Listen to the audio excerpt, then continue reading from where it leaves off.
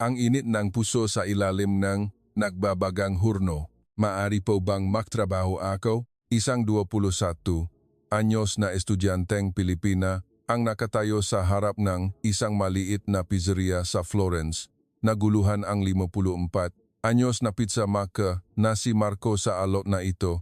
Gayunpaman, ang pagtatagpong ito ang magbabago ng malaki sa buhay ng isang restauran na halos magsara na at ng isang kusinero na malapit ng sumuko sa kanyang pangarap. Sa isang makipot na eskinita sa Florence matatagpuan ang Pizzeria da Marco, isang mali na pizzeria na pinapatakbo ng mag-asawang Marco, ang 54 anyos na pizza maker, at ang kanyang asawang si Sofia, na tatangi ang margherita ni Marco. Ang kanyang kuwarta ay pinainom ngang 24 oras sa mababang temperatura. Ang harinang Doppio Zero na galing pa sa Naples ay maingat niyang pinipilipit gamit ang kamay, iniiwan ang hangin sa loop, hindi kailanman dinidikdik. Ang tomato sauce ay gawa sa kamatis na San Marzano na may perpektong balansen tamis at asim. Ang mozzarella ay tunay, gawa sa gatas ngang kalabaw na may matunaw na tekstura. Niluluto ito sa 60 segundo sa isang hurno na umaabot sa 500 grad. Ang labas ay malutong. Ang loop naman ay malambot at malinamnam. Ito ang teknik na natutunan niya mula sa kanyang maestro sa Naples 30 taon na ang nakalipas. Isang pamamaraan na walang kompromiso. Ngunit simula nung nakaraang taon, unti-unting nababawasan ang mga parokyano. Dahil sa pagdami ng murang restauran para sa mga turista sa malapit, nabawasan din ang mga lokal na suki. Sa dingding, nakasabit ang larawan ng kanyang maestro, na para na ring pangalawang ama sa kanya at pumanaw 15 taon na ang nakalipas. Nang matanggap ni Marco ang balita na nakasakit ang kanyang maestro, kararating lang niya sa kanyang shift at hindi niya maiwan ang tindahan. Sandali lang, tiyak na babalik ako, ang sabi niya, ngunit huli na ang lahat. Narinig niyang ang huling hiling ng maestro ay makita si Marco. Mula noon sa loop nga 15 taon, hindi niya mapatawad ang sarili, kaya ang tanging paraan ng pagtubos para sa kanya ay ang lubos na sundin ang mga aral ng kanyang maestro. Ngunit lugi ang tindahan at walang pumupunta. Isang gabi, pagkatapos ng pagsasara, nilapitan siya ni Sofia. Marco, isa na namang gabi na lugi tayo. Ano na kaya ang mangyayari sa atin? Hindi makasagot si Marco. Isang araw, bumukas ang pintong tindahan at pumasok ang isang Pilipina. Siya si Maya Santos, 21 taong gulang, isang estudyanteng nag-aral sa isang universidad sa Florence.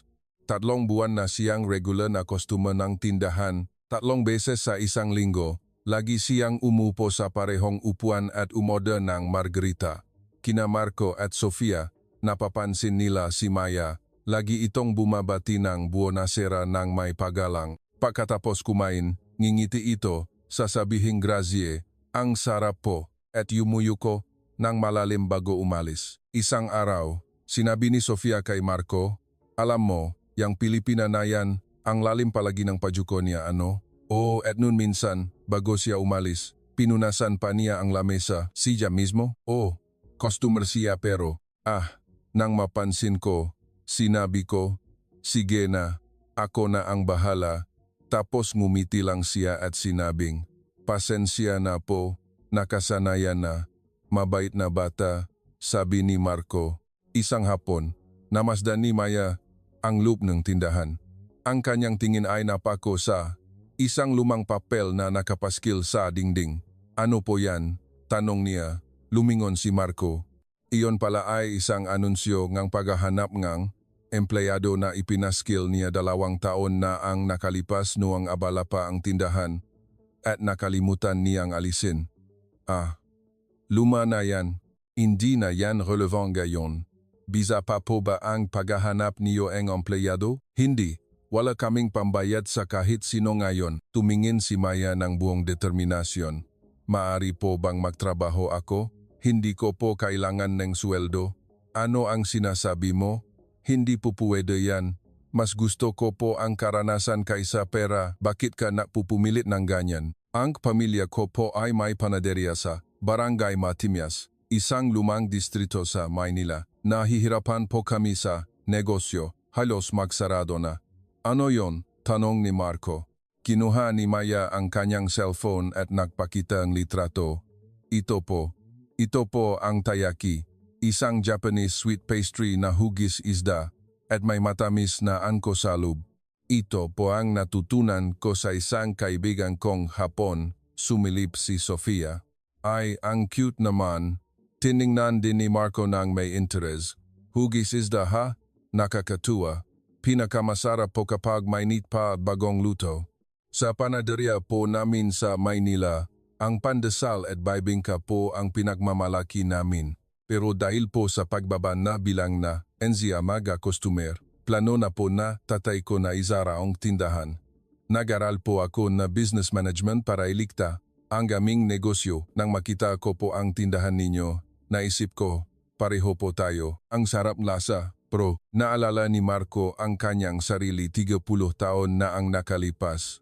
Ang araw na pumunta siya sa tindahan ng kanyang maestro sa Naples at nakmakaawang papagtrabahuhin siya. Ang kanyang sarili noon at ang dalaga sa harap niya ngayon ay nakapatong. 1 buwan lang, sabi ni Marco.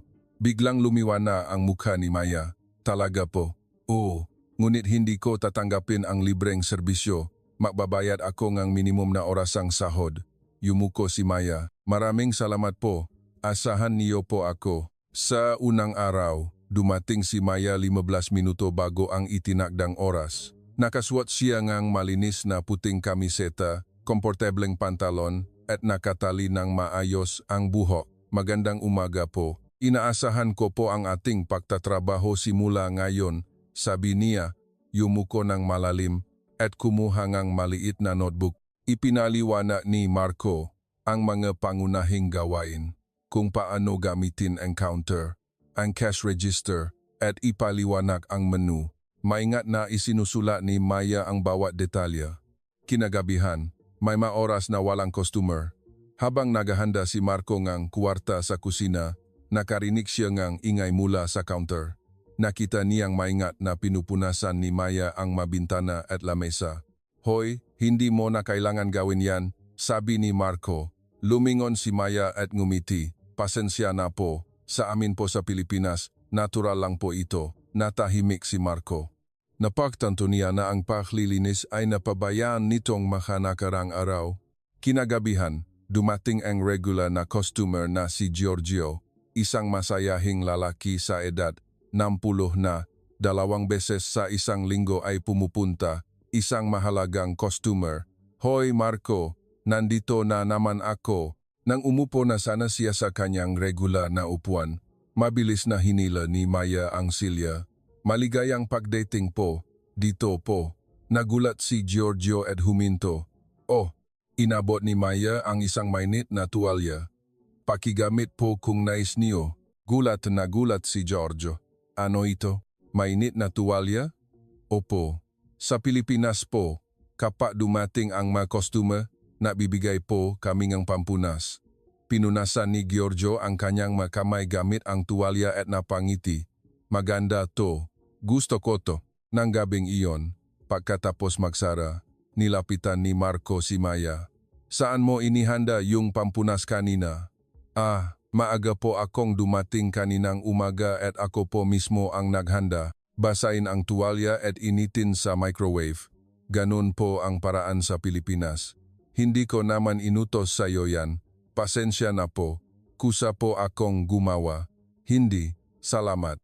Sumingit si Sofia mula sa gilid. Maya, maaari mo bang ipagpatuloy yan bukas? Gusto ko ring matutunan ang pamamaraan mo. Siyempre po, kinabukasan, dumating ang isang matandang maasawa. Hinila ni Maya ang silya at inakay sila sa upuan malapit sa bintana. Kumusta po ang upuan na ito? Maganda po ang pasok ng ilaw dito. Tinitigan ng asawang babae si Maya. Ikaw ba ay Pilipina? Opo, galing po ako sa Maynila. Ay, nakapunta na ako sa Pilipinas. Sa Palawan napakaganda. Palawan napakaganda. Hindi ba? Gusto ko rin po dun. Narinig ko na ang mga Pilipino ay napakagalang at mainit mag-welcome. Totu po. Sa amin po sa Pilipinas. mayroong salitang tunay na paglingap o puso sa paglilingkod. Pinapahalagahan po namin na ang aming mga customer ay makaramdam ng ginhawa at pagtanggap. Tunay na paglingap, napakagandang salita. Nagtatanong ang asawang lalaki, "By the way, ano ang inirerekomenda mong pizza?" "Ang margarita po ang irerekomenda ko. Ang makamatis po ay nasa tamang panahon ngayon, kaya napakatamis." "Oh, detalyado ka." Tinuruan po ako ni Marco. Ang tindahan po na ito ay pinapahalagahan ang kalidad ng mga sangkap. Maingat na ipinaliwanag ni Maya ang mga pamamaraan at prinsipyo ni Marco. Tumango ang mag-asawa, mukhang interesado. Kung gayon, 2 margarita ang kunin namin. Masusunod po. Nang umuwi na ang mag-asawa, hanawakan ng asawang babae ang kamay ni Maya. "Babalik kami rito kung nandito ka." "Talaga po, maraming salamat po." Naging malinis na rin ang tindahan at parang nakbago ang ambiyanse. Tumango din ang asawang lalaki. "Mas comfortable ngayon kaysa noon." Yumuko si Maya. "Maraming salamat po. Muli po kayong inaasahan namin." Pagkatapos magsara, nilapitan ni Sofia si Maya. "Maya, tuwang-tuwa ang mag-asawa kanina." "Ano? Opo. Sinabi po nila na babalik sila." "Ang galing mo talagang makipag-ugnayan sa customer." "Marami akong natutunan." Ang pakikipag-usap ng nakatingin sa matang customer, pagtanggap ng nakangiti, pag-akay sa upuan, lahat ng ito ay natural mong nagagawa, hindi ba? "Ay, wala po. Ginagawa ko lang po ang mga normal na bagay." "Ang galing mo dahil nagagawa mo iyan ng natural. Ang iniisip ko lang noon ay ang paggawa ng pizza. Akala ko, basta masarap, darating ang mga customer." "Pero hindi lang pala iyon ang mahalaga," sabi ni Marco. Tumango si Sofia. "Ako rin. Siguro napapabayaan ko na rin ang pakikipag-ugnayan sa customer nitong manakaraang araw dahil sa pagod." Nagsalita si Maya ng may seryosong mukha. "Marco, ang pizza mo po ay talagang napakasarap. At Sofia, lagi niyo rin po kaming tinatanggap ng mainit. Kung mas may papaabot po natin iyan sa mga customer, sigurado po akong mas marami pa ang pupunta." Tiningnan ni Marco ang larawan ng kanyang maestro sa dingding. Ang tindahan ng kanyang maestro ay laging puno ng customer.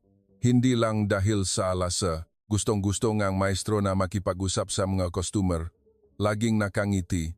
At ang buong tindahan ay punong-puno ngang init. Siguro nakalimutan ko na ang bahaging iyon. Kinabukasan, may suhestiyon si Maya kina Marco at Sofia. May gusto po sana akong konsultahin." "Ano iyon? Pwede po bang mas gawing malinaw ang menu?" Tiningnan ni Marco ang menu sa counter. Sulat kamay ito, maliliit ang letra, at mahirap basahin ang presyo. "O nga no, ngayon ko lang napansin, mahirap pala talagang basahin," sabi ni Sofia. "Sanay na tayo, pero toto, hindi pa natin napapalitan." "Sige, gawin mo ang gusto mo." Kinabukasan, dala ni Maya ang kanyang gawang kamay na menu. Malalaking letra, masarap tingnan na larawan ng pizza, malinaw na presyo, at may maliit na description sa Filipino at Ingles. "Kumusta po?" Tinitigan ito ni Marco. "Maganda, madaling basahin." Sumilip si Sofia mula sa gilid. "Ay, ang ganda. Lumipas ang 1 linggo. Unti-unting nagbago ang loob ng tindahan. Bago ang menu at kinang na kinang ang mabintana. Unti-unti ring dumadami ang mga customer. Pagkatapos magsara, umiinom sila ng alak." Binuksan ni Maya ang kanyang notebook.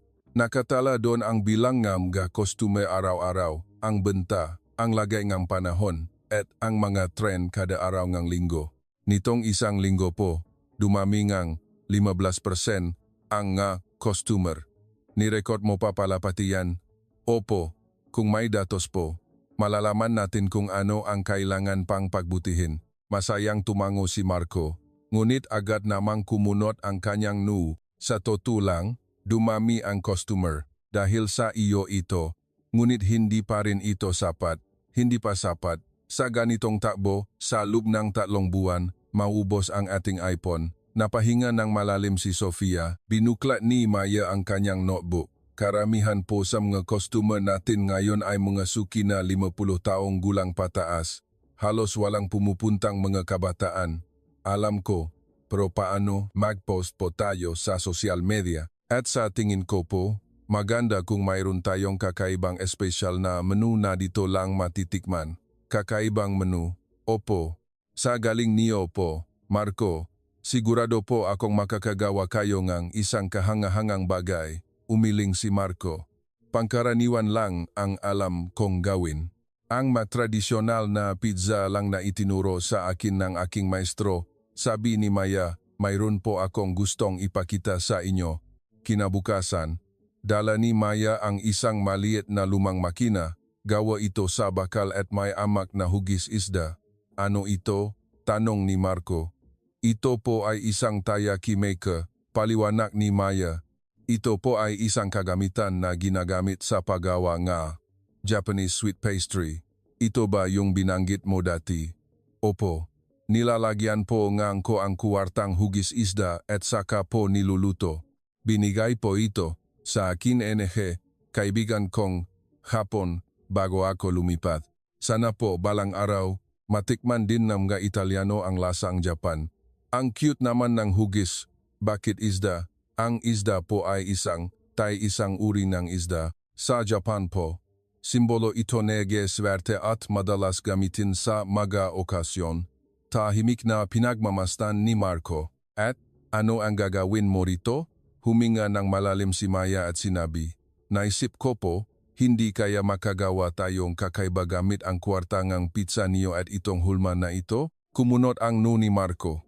Kwarta ng pizza na hugis isda? Ano? Opo. Ang palaman po ng taiyaki ay anko. Pero paano po kung lagyan natin ng keso o tomato sauce? Kalokohan. Ang pizza ay bilog. Hugis isda? Hindi pupwede yan.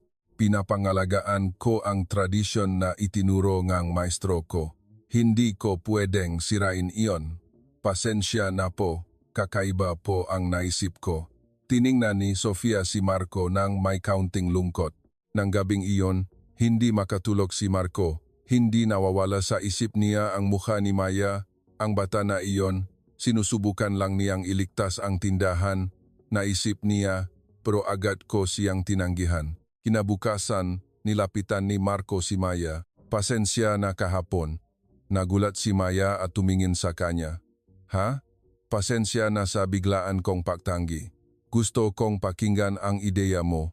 Biglang lumiwana ang mukha ni Maya. Talaga po? At anong lasa ba nitong taiyaki mo? Masayang ipinaliwana ni Maya. Malutong po sa labas. At mainit na angko ang lumalabas sa loob. Matamis po at pinakamasarap kainin kapag bagong luto pa. Pwede mo bang lutuin? Gusto kong matikman. Opo, lulutuin ko po.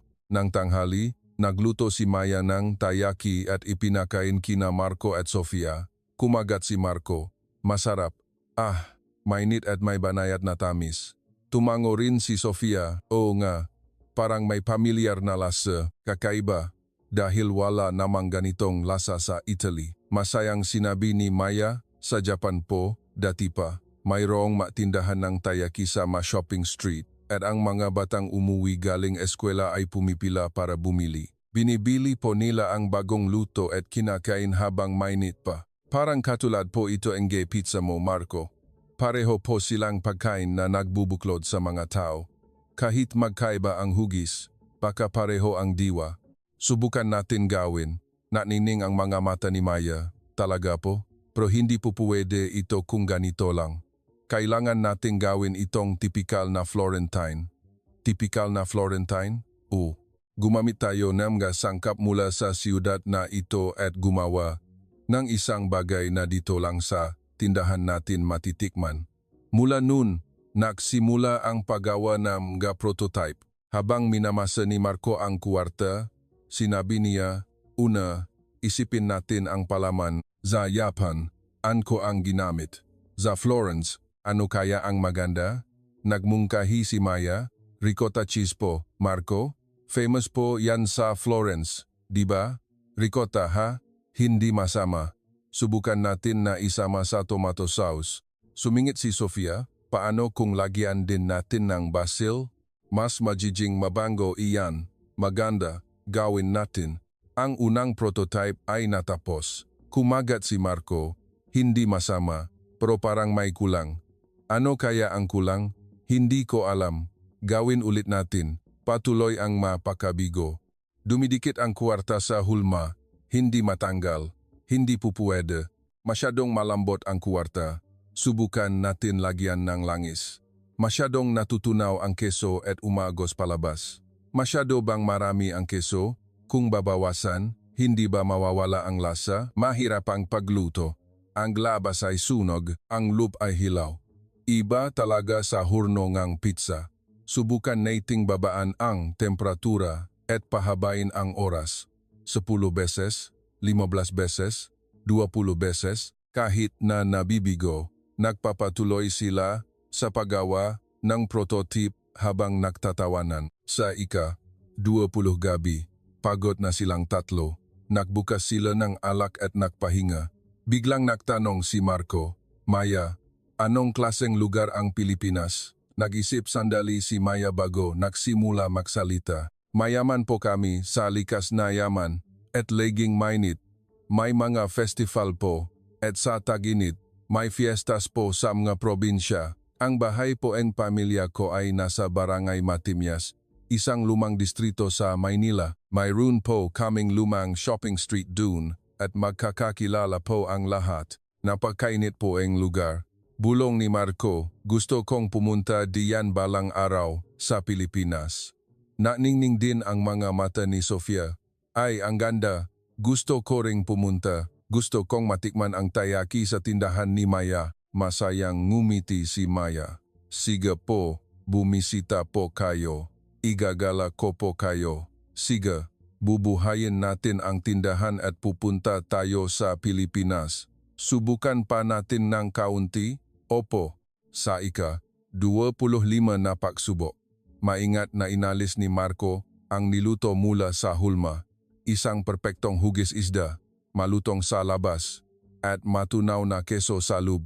Kumagat si Marco. "Ito na." Kumain din si Maya.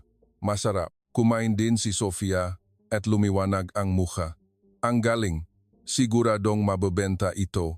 Nagtinginan silang tatlo at nagtawanan. "Pangalanan natin, Pesce di Firenze, isda ngang Florence." "Napakaganda po, Marco, dahil nagawa na po natin. Bakit hindi po tayo gumawa ng iba't ibang palaman?" "Anong klaseng palaman ang maganda?" "Gumamit tayo ng mga sangkap mula sa Florence at pwede rin nating isama ang fusion ng Pilipino at Italiano, di ba?" "Opo, halimbawa po, ang ube halaya at mascarpone cheese." Gulat na gulat si Sofia. "Ube at keso?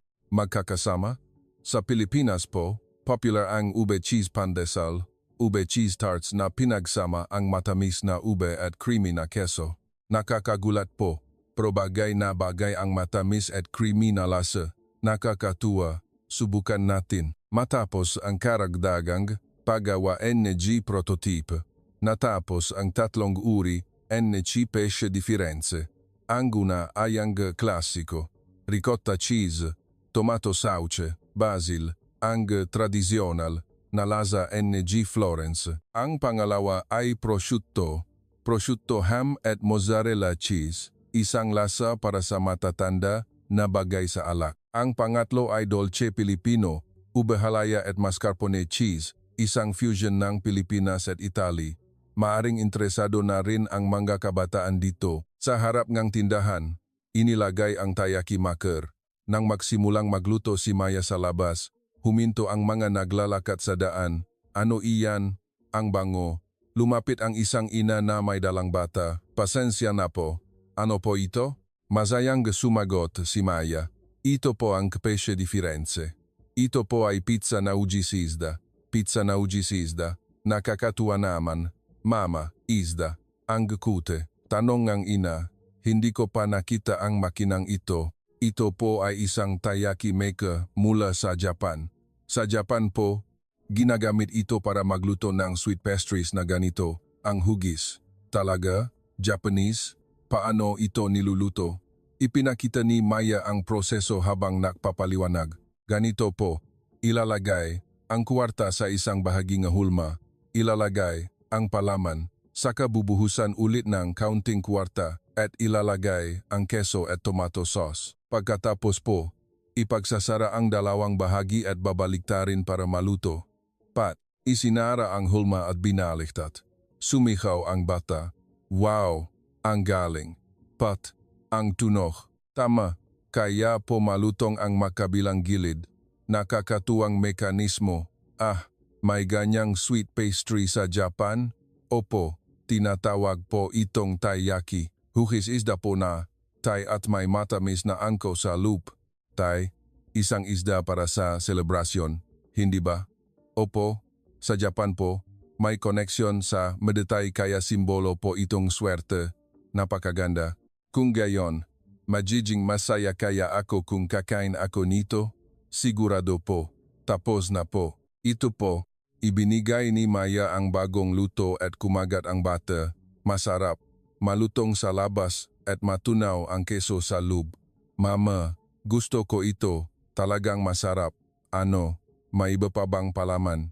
Ito po ay prosciutto, ham at keso. Ito naman po ay isang dessert na pinagsama ang Japanese ube halaya at Italian mascarpone cheese.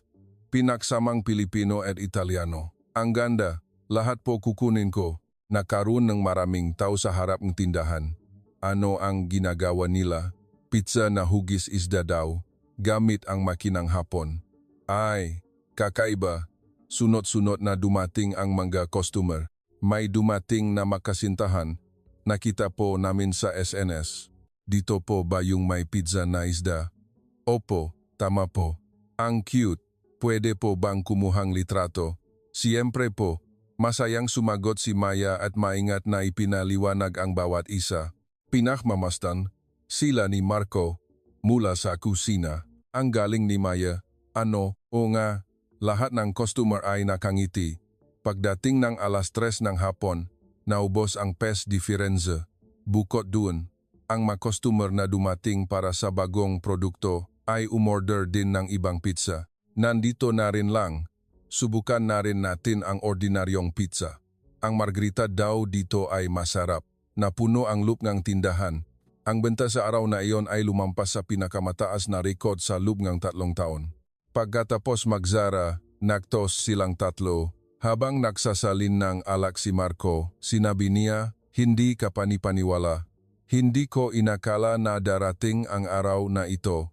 Ngumiti si Sofia. Kanina ka pa nakangiti buong araw, ngayon lang ulit kita nakitang ganyan. Nagtinginan silang tatlo at nagtawanan.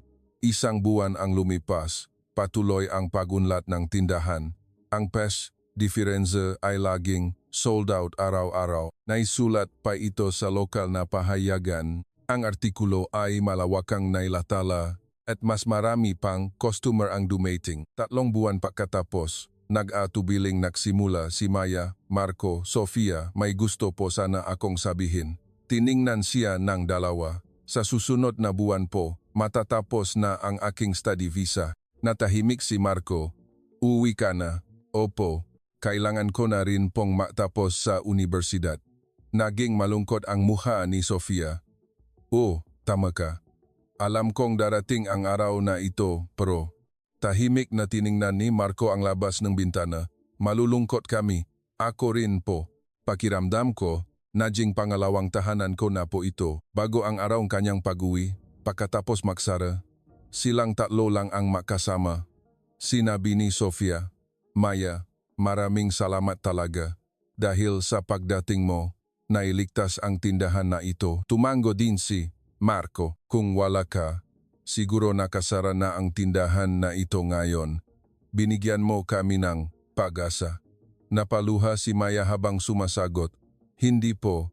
Ako po ang maraming natutunan kina Marco at Sofia. Inabot ni Maya ang taiyaki maker. Ipapaubaya ko po ito sa inyo.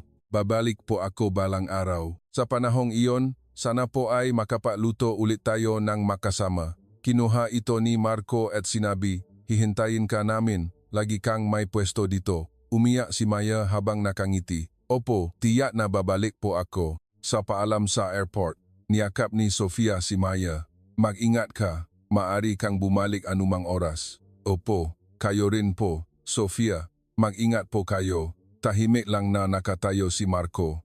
Marami siyang gustong sabihin, salamat. Dahil sa iyo, nailigtas ang tindahan. Naging masaya talaga ang lahat ng narito ka.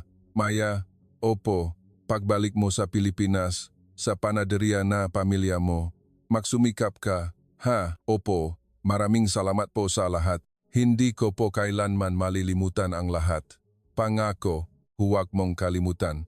Nangako ka na igagala mo kami sa Pilipinas, di ba? Ako at si Sofia, tiyak na pupunta kami doon. Pinunasan ni Maya ang kanyang luha at ngumiti. Opo, hihintayin ko po kayo. Tiyak na pumunta po kayo, ha? Isang taon ang lumipas, patuloy ang pagunlad ng tindahan. Ang Pes di Firenze ay naging isang paboritong produkto at nadagdagan pa ang mabersyon nito. Nakikipag-ugnayan sila kay Maya sa pamamagitan NG social media. Isang araw, nakatanggap sila ng litrato mula kay Maya. Ito ay litrato ng mahabang pila sa harap ng panaderia ng pamilya niya. Ang panaderia ni Mang Ben. Nagsumikap si Maya. Ano? Marco, hindi kaya oras na para pumunta tayo sa Pilipinas? Oo, tama ka. 2 taon pagkatapos. Sa Tagsibol, sina Marco at Sofia ay nakasakay sa eroplano. Ang kanilang destinasyon ay ang Pilipinas, Maynila, Barangay Matimyas. Pagkasakay sa taxi mula sa airport at pagpasok sa siyudad, namangha si Marco. Ang ganda pala dito. Nga, walang ni isang kalat sa kalsada. Nagsalita ang driver ng taxi sa Counting Ingalls. First time po ba ninyo sa Pilipinas? First time namin. Welcome. Saan po kayo pupunta? Sa isang lugar po na tinatawag na Matimyas. Magandang lugar po iyon. Mayroon po doong lumang shopping street. Sige po, dito na po tayo sa Matimyas. Makakasunod ang malumang gusali, may kakaibang nostalgia, tulad ng sinabi ni Maya. Ito po ay isang mainit na lugar, parang tindahan po ni Marco. Naalala niya ang masalitang iyon. Talagang mainit. Habang naglalakad sa daan, binabati sila ng mga taga-tindahan. Magandang araw po, tuloy po kayo. Kahit hindi nila naiintindihan ang wika, ramdam ang mga ngiti. Sofia, tingnan mo, lahat sila nakangiti. Nga, parang nakatuwa na rin ako. Sa harap ngang isang maliit na tindahan may mahabang pila. Ito ang panaderia ni Mang Ben. Ang panaderia ng pamilya ni Maya. Narinig nila ang boses ni Maya mula sa loob ng tindahan. Tuloy po kayo. Pumila sina Marco at Sofia. Naghihintay sila ng may kaba. Sa wakas, nakatayo sila sa harap ng counter. Pagangat ng mukha ni Maya, natigilan siya sandali. At pagkatapos, napuno ngang luha ang kanyang mata. Marco, Sofia, talagang dumating po kayo? Napuno din ng kagalakan ang dibdib ni Marco. Si Maya, na 1 taon at kalahati niyang hindi nakita, ay tila mas naging dalaga. Ngunit ang kanyang ngiti ay katulad pa rin ng dati. Ang kanyang tingin ay diretso pa rin, tulad ng dati. Nahihiyang sinabi ni Marco, nangako kami, di ba? Napupunta kami sa Pilipinas balang araw. Nandito kami para tikman ang tayaki mo. Umiyak si Maya habang nakangiti. Sandali lang po. Magluluto po ako ngayon. Kumagat si Marco sa tayaki. Malutong sa labas at matamis na angko sa loob. Mainit at may banayad na tamis. Masarap, masayang ngumiti si Maya. Lumabas ang tatay ni Maya. Kayo po ba si Marco? Malaki po ang naitulong niyo sa anak ko. Yumuko siya ng malalim. Nakmamadaling yumuko din si Marco. Hindi po, ako po ang tinulungan niya. Kung wala po siya, siguro sarado na ang tindahan ko. Ngumiti ang tatay. Narinig ko po sa anak ko. Gusto kong matikman ang Pes di Firenze. Ngumiti si Marco. Pupunta po ako dito para magturo kung paano gumawa niyan. Baka nakakatuwa rin kung may pizza sa isang tayaki shop, di ba? Naktawanan silang lahat. Sabi ni Maya, Marco, Sofia, bukas po, ako po ang magi-guide sa inyo sa Maynila. Ayos lang ba? Opo, ayos lang po ang tindahan. Ipagkakatiwala ko po kay tatay. Sige, sige. Natural lang na tanggapin ng maayos ang mga bisita. Masayang sinabi ni Maya, punta po tayo sa Intramuros, sa Escolta, at sa isang hot spring resort. Yung hot spring na tinitignan ang snow, di ba? Wala pong snow ngayon, pero napakasarap po sa pakiramdam. Nagningning ang mga mata ni Sofia. Excited ako. Gusto ko talagang subukan ang Filipino bath. Sa labas ng tindahan, may mga puno nga nara na namumulaklak. Ang mga pulang bulaklak ay sumasayaw sa hangin. Tumingala si Sofia, ang mga nara, ang ganda ano. Bulong ni Marco, buti na lang at pumunta kami. Umiyak si Maya habang nakangiti. Ako rin po, Marco at Sofia, sobrang saya ko po na nakita ko kayo. Kumuha silang litrato sa ilalim nga, mga puno ng nara. Sa araw na pagalis sa airport, sinabi ni Maya, Marco, pagbalik niyo po sa Italy, padalhan niyo po ulit ako mga litrato. Ha, ang mga litrato may tindahan at neke pesce diferenze rin. Inaasahan ko po, niyakap ni Sofia si Maya, makita ulit tayo, ha? Opo, sa susunod po, ako naman po ang pupunta sa Florence. Hihintayin ka namin, yumuko ng malalim si Maya. Maraming salamat po sa lahat. Hanggang sa muling pagkikita. Pagbalik sa Florence, naglagay si Marco ng bagong litrato sa dingding ng tindahan. Ang litrato nilang tatlo na nakangiti sa ilalim ng mga puno ng nara. Pagdating sa Italy, patuloy na nagtatrabaho si Marco araw-araw sa tindahan. Sa paglubok nga araw, nakala ang mainit na ilaw sa mga kalsadang bato. Isang pamilya ang dumaan sa harap ng tindahan. Sumilip ang bata sa bintana. Mama, tingnan mo, hugis isda. Mumit, si Marco at kumaway. Naalala niya ang mga salita ng kanyang maestro. Ang pizza ay nagbubuklod sa mga pamilya. Kahit magkaiba ang hugis, pareho ang diwa. Ang magpasaya sa mga tao. Iyan ang esensya ng pagluluto. Sa maliit na tindahan na ito, patuloy na umiilaw ang mainit na liwanag ngayong araw.